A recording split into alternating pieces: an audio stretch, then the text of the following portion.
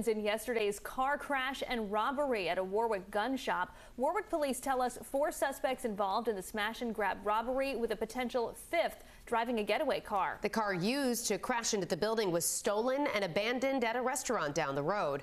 Jake Holter joins us live with reaction from a lawmaker who's been working to get a bill passed to deter crimes like this in Rhode Island. Jake? Yeah, that's right, Shannon and Kim. I spoke with State Representative Charlene Lima this afternoon, who tells me she was horrified when she learned of this robbery. She says she hopes she can get her smash and grab bill passed in the hopes of trying to prevent crimes like this from happening again. State Representative Charlene Lima explaining why she feels there's a need for a bill cracking down on so-called smash and grab robberies.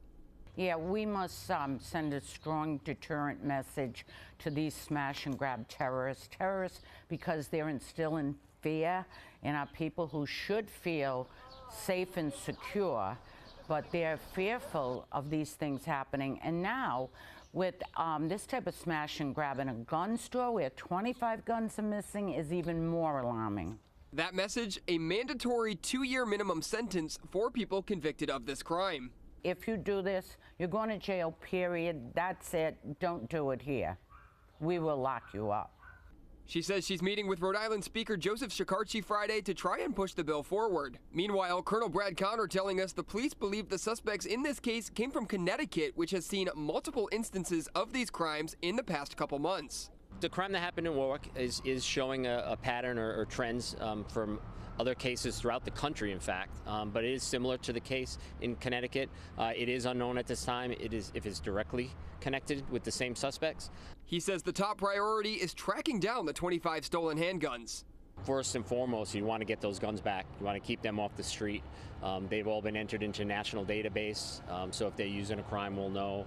But yeah, it's scary. Colonel Conner telling me that the ATF has taken over this case, as it is believed that the suspects came across state lines. No arrests have been made. Live in Warwick, Jake Holter, 12 News. Tonight on the smash and grab at a Warwick gun shop, police believe the suspects who drove into the store came from Connecticut. Jake Holter joins us live from Warwick with what else he's learned. Jake?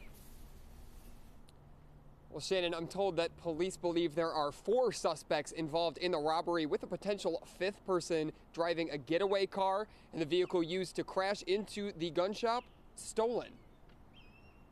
It looks like they attempted to steal several different motor vehicles. Warwick Police Chief Colonel Brad Conner providing more insight into the smash and grab robbery of Rhode Island Guns Ammo early Thursday morning. He says the suspects were finally able to steal a car in the Norwood section of Warwick, which they then used to smash into the entrance of the gun store. The suspects at that time exited the vehicle, and within seconds were able to smash through some of the glass casing and steal what we now know to be 25 handguns.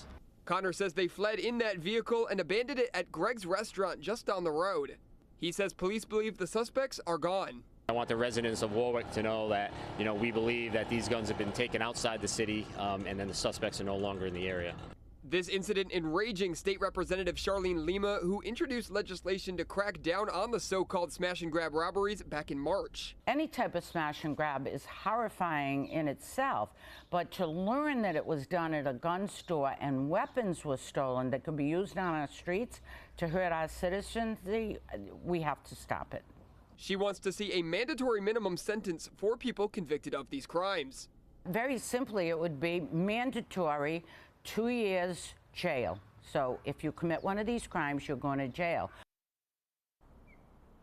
And Colonel Conner telling me that the ATF has taken over the case since they believe the suspects came across state lines. No arrests have been made. Live in Warwick, Jake Holter, 12 News.